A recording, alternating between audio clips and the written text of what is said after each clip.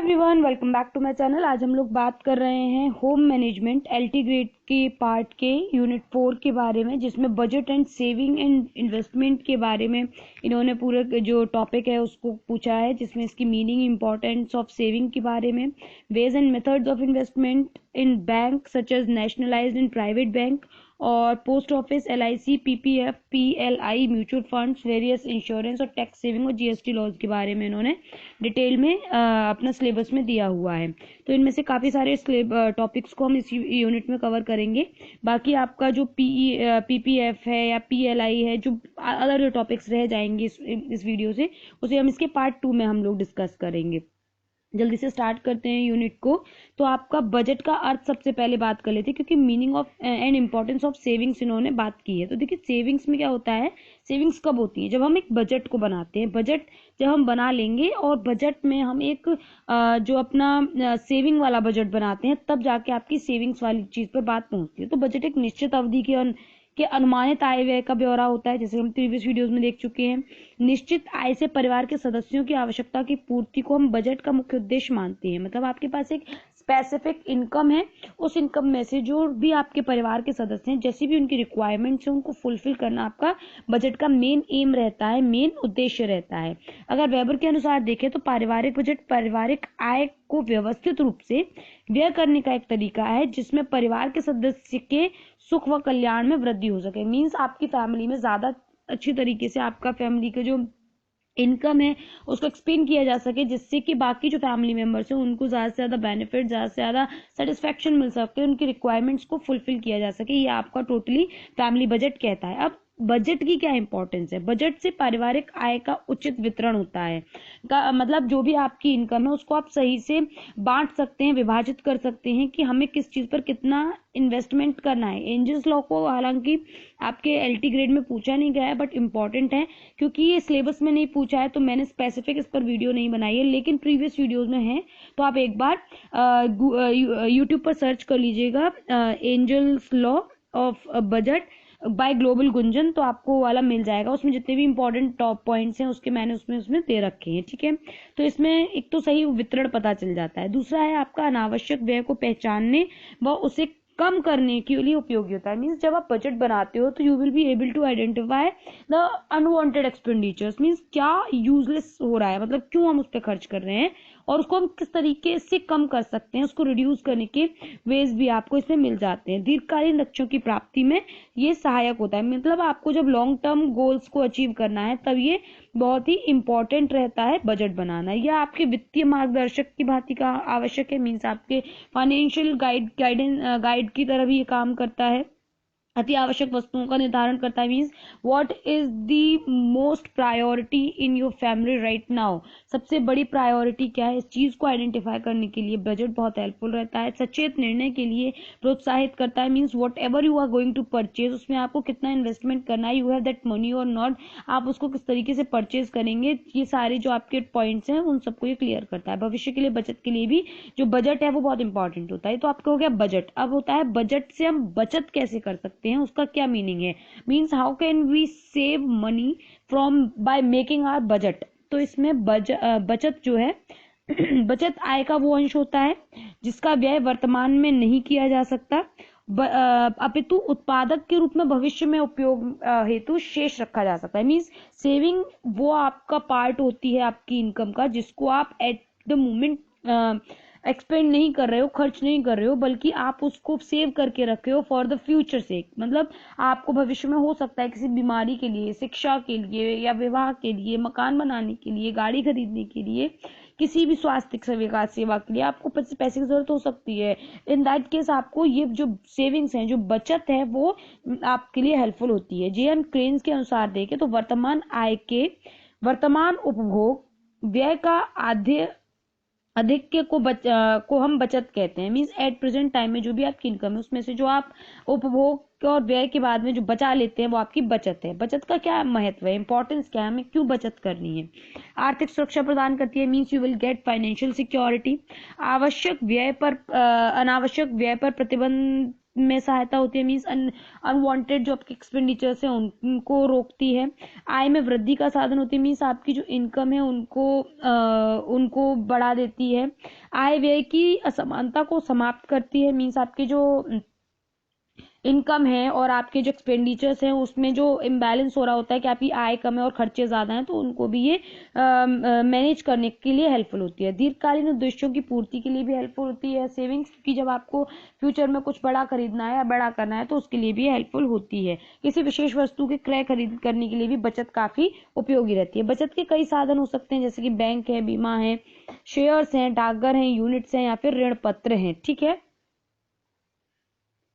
तो बचत कई तरीके से हम कर सकते हैं, इनमें से कोई भी मेथड को हम यूज कर सकते हैं। जैसे कि बैंक सबसे पहले बात कर लेते हैं, तो बचत के साधन में सर्वाधिक जो प्रचलित साधन है वो आपका बैंक है। राष्ट्रीय बैंक में बचत करने के लिए से मूलधन सुरक्षित रहता है, जबकि ब्याज अधिक प्राप्त नहीं होती है। जो आपकी नेशनलाइज बैंक होती है उनमें आपको ब्याज ज्यादा नहीं मिलती है। भारत में टोटल 27 पब्लिक सेक्टर में और 21 आपके जो निजी बैंक होती है, प्राइवेट बैंक हैं, वो कार्यरत हैं। बैंक में प्रमुखतः 3 खाते होते हैं, तो आपका चालू खाता, बचत खाता और निश्चित अवधि खाता होता है। ठीक है, ये आपके जो इलाबोरेट करके मैंने आपको प्रीवियस वीडियोस में बता चुकी हूँ, तो आप उसमें जाके सर्च कर लीजिएगा, देख लीजिएगा, आपने देखी होंगी तो आपको क्लियर होगा। डाकघर क्या है? अब ये भारत सरकार के सूचना एवं प्रसारण मंत्रालय के अधीन होता है। ये देश का सबसे पुरानी सरकारी से ही संस्थाओं में से एक है। इसमें कई सारी योजनाएं चलाई जाती हैं, जैसे डाकघर बचत खाता, डाकघर आवर्ती जमा खाता, मासिक आय योजना, सामान्य भविष्य निधि, किसान विकास पत्र, सावधि जमा खाता, राष्ट्रीय बचत पत्र, वृद्धि नागरिक बचत और सुकन्या समृद्धि खाता। तो देखिए ये आपके जैसे कि आपको 4 ऑप्शन मिलते हैं, उन 4 ऑप्शन में से आपको कोई एक अलग ऑप्शन दे दिया जाएगा और पूछा जाएगा कि इनमें से कौन सा डाकघर की योजना नहीं है। तो इस तरीके के क्वेश्चन इसमें से डेवलप हो सकते हैं। तो ये योजना याद कर लीजिएगा कि किसकी योजना किसके थ्रू रन हो रही है। बचत खाता जो है वो डाक विभाग की सबसे पुरानी बचत सुविधा है। वर्तमान में डाकघर में लगभग 20.50 करोड़ से ज्यादा बचत खाते हैं। बचत खाता केवल 20 रुपए की धनराशि से खोला जा सकता है। ये इंपॉर्टेंट पॉइंट है। आप याद रखेंगे कि बचत खाता को कितनी धनराशि से खोला जा सकता है, क्योंकि ये क्वेश्चन आपका टारगेटेड रहता है, ये आपसे पूछ लिया जाता है। डाकघर द्वारा संचालित जो सामान्य भविष्य निधि योजना एवं राष्ट्रीय बचत पत्र योजना बचत साधन के रूप में लोगों को काफी प्रचलित है। या फिर आपसे पूछा जा सकता है कि डाकघर में बचत के लिए सबसे ज्यादा प्रचलित कौन कौन सी योजना है, तो आपका राष्ट्रीय बचत पत्र यानी कि आपका जो नेशनल सेविंग सर्टिफिकेट होता है, नेशनल एनएससी कहते हैं उसको, और एक है भविष्य निधि योजना। ये दो आपके काफी पॉपुलर हैं। यह सामान्य भविष्य निधि खाता डाकघर में खोला जाता है। यह खाता मात्र 100 रुपए से खोला जा सकता है, परंतु वर्ष भर में कम से कम आपको 500 रुपीज इसमें जमा करना अनिवार्य होता है, और ये खाता सामान्यतः 15 वर्ष के लिए खोला जाता है। अब बीमा क्या है? बीमा ये बीमा कराने वाले व्यक्ति और बीमा करने वाली संस्था के मध्य में एक समझौता के जैसा होता है। बीमा एक ऐसा साधन है जो दुर्घटना के जोखिम को कम करता है एवं परिवार को एक ऐसी आकस्मिक आवश्यकताओं के समय पर आर्थिक सुरक्षा प्रदान करता है। मीन्स जब आप एक बीमा करा लेते हैं तो आपको कोई भी अगर इन केस कोई आकस्मिक बीमारी निकल आती है या फिर कोई एकदम से एक्सीडेंट हो जाता है, तो उस टाइम पर जो एक आपकी इनकम की जो सिक्योरिटी होती है कि खर्च कैसे होगा, कहाँ से होगा, तो वो यहाँ से हेल्प मिल जाती है। यद्यपि बीमा कराने का प्राथमिक उद्देश्य बचत करना नहीं होता है, लेकिन इसमें निवेश करने के कारण व्यक्ति को सुरक्षा प्राप्त होती है। भारत में बीमा कराने का कार्य मुख्य रूप से भारतीय जीवन बीमा निगम यानी कि LIC के थ्रू किया जाता है। बीमा में जमा राशि को आयकर से भी छूट प्राप्त होती है, मतलब आपको इनकम टैक्स से भी इसमें मुनाफा रहता है, वहां पर बच जाता है। बीमा को मुख्य रूप से 2 पार्ट्स में हम डिवाइड कर सकते हैं, जीवन बीमा, एक सामान्य बीमा। जीवन बीमा में क्या होता है कि ये संपूर्ण जीवन का होता है, सीमित भुगतान और आजीवन बीमा रहता है और बंदोबस्ती बीमा रहता है। सामान्य में वाहन का, आपका घर का, आपकी दुर्घटना, स्वास्थ्य और यात्रा बीमा, ये सारी चीजें इंक्लूड की जाती हैं। उसके बाद आपका स्टार्ट होता है PPF यानी कि पब्लिक प्रोविडेंट फंड, लोक भविष्य निधि। इसकी स्थापना 1968 में हुई थी, डेट याद रखिएगा। इसका जो एम है मेन, वो है अनऑर्गेनाइज्ड क्षेत्र के जिन कर्मचारियों के लिए EPF, पेंशन आदि की सुविधा नहीं है, उन्हें अपने भविष्य के लिए पैसा बचाने का मौका मिले, ऐसा ये पब्लिक प्रोविडेंट फंड में ध्यान रखा जाता है। इसका खाता बैंक या पोस्ट ऑफिस में आप खोल सकते हैं, और सरकार ने PPF को हर टैक्स से मुक्त रखा है ताकि ज्यादा से ज्यादा लोग इसे अपनाएं और इसमें सेविंग कर सके। इसे देश का कोई भी नागरिक खुलवा सकता है। पीपीएफ जो है वो अकाउंट होने पर, एक अकाउंट होने पर आप दूसरा अकाउंट नहीं खुलवा सकते हैं। एक से कम 500 रुपए, ज्यादा से ज्यादा 1.5 लाख रुपए एक साल में आप इसमें जमा कर सकते हैं। एक साल में 12 बार इसमें पैसे जमा कर सकते हैं, यानी कि एक साल में 12 बार, यानी कि एक महीने में एक बार।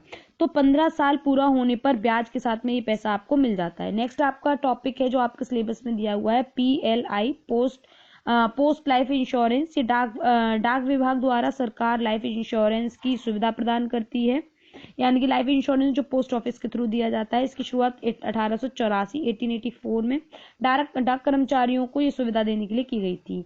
PLI की जो प्लान है, इसमें कई सारे प्लान रन होते हैं, जैसे सुरक्षा, पूरे जीवन का बीमा, जिसमें बीमा धारक को 80 साल या उसकी मृत्यु पर परिजनों को जो राशि मिलती है वो है।